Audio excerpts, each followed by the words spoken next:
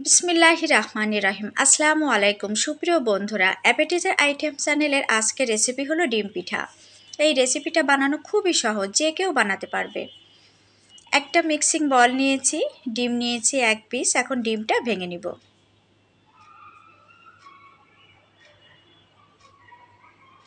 লবণ দিয়েছি স্বাদ অনুযায়ী, শুকনো মরিচের গুঁড়া দিয়েছি, আর দিয়েছি সাদা গোলমরিচের গুঁড়া দিয়ে এখন একটা কাঁটা চামচের সাহায্যে ডিমটা খুব ভালোভাবে ফেটিয়ে নিব।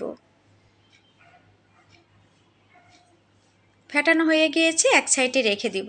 চুলার উপরে একটা প্যান বসিয়ে রান্না করা সাদা সয়াবিন তেল দিয়েছি 1 টেবিল চামচ, পেঁয়াজ কুচি দিয়েছি 1/4 কাপ, কাঁচামরিচ ফালি করে কেটে দিয়েছি 1 চা চামচ, আর লবণ দিয়ে এখন একটু তেলে হালকা নাড়াচাড়া করে নেব।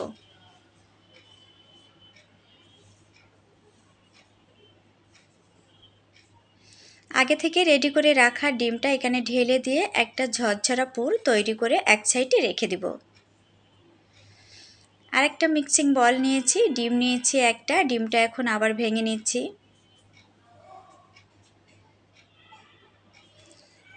এখন একটু সাদা গোলমরিচের গুঁড়া দিয়ে ডিমটা খুব ভালোভাবে ফেটিয়ে নিচ্ছি, নিয়ে এক সাইডে রেখে দিব।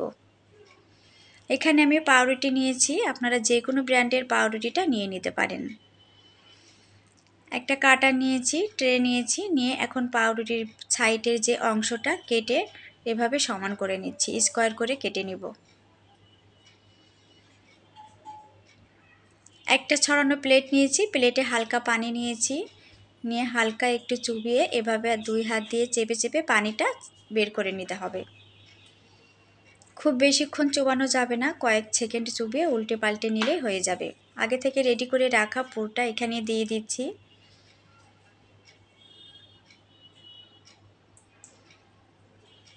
দিয়ে এখন পিঠাটা রেডি করে নিচ্ছি।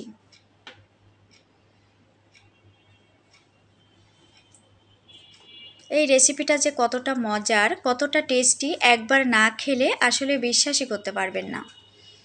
এখন একটা ছড়ানো ট্রে নিয়েছি, এখানে নিয়েছি ব্রেড ক্রাম্বস তৈরি করার পারফেক্ট একটা রেসিপি আমার চ্যানেলে আছে, আপনারা দেখে নেবেন। এখন ডিমের যে অংশটা রেডি করে রেখে দিয়েছিলাম ওখানে দিয়েছি, দিয়ে এখন ব্রেড ক্রাম্বস দিয়ে এটা রেডি করে নিচ্ছি।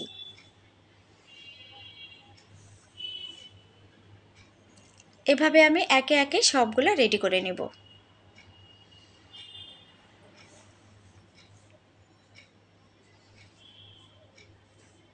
ব্রেড ক্রাম্বস একবারে বেশি করে বানিয়ে আপনারা ডিপ ফ্রিজে রেখে দিতে পারবেন, বছরের পর বছর একটুও নষ্ট হবে না। মোট আমি 4 পিস বানিয়ে নিয়েছি, এখন নর্মাল ফ্রিজে রেখে দিব 10 মিনিট। নর্মাল ফ্রিজে 10 মিনিট রেখে দিয়েছিলাম। চুলার উপরে আগে থেকে প্যান বসিয়ে রান্না করা সাদা সয়াবিন তেল দিয়ে এখন আমি ভেজে নেব।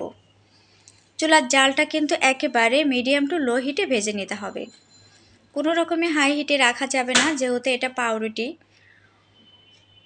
খুব দ্রুত কিন্তু ভাজা হয়ে যাবে, উপরের অংশটা কালো হয়ে যাবে, ভিতরের অংশটা কিন্তু ভালোভাবে সিদ্ধ হবে না। দেখেই বুঝতে পাচ্ছেন ফুলে কিন্তু ডাবল হয়ে গিয়েছে, আর কতটা মশমশা হয়েছে, কতটা ইয়ামি হয়েছে নিশ্চয়ই দেখে বুঝতে পাচ্ছেন। এখন এভাবে একে একে সবগুলা ভেজে নিব। সবগুলা আমার ভাজা হয়ে গিয়েছে, দেখেই বুঝতে পাচ্ছেন কতটা ইয়ামি হয়েছে। এটা যে কোনো টিফিনে বা যে কোনো অতিথি আপ্যায়নে ঝটপট নাস্তাটা তৈরি করে কিন্তু দিয়ে দিতে পারেন, ইউনিক একটা নাস্তা রেসিপি। এখন একটু কেটে আপনাদেরকে দেখাবো ভিতরের কনসিস্টেন্সিটা কেমন হয়েছে। আশা করি আমার রেসিপিটা আজকে আপনাদের অনেক ভালো লেগেছে। যদি ভালো লেগে থাকে প্লিজ আমার চ্যানেলটি সাবস্ক্রাইব করবেন।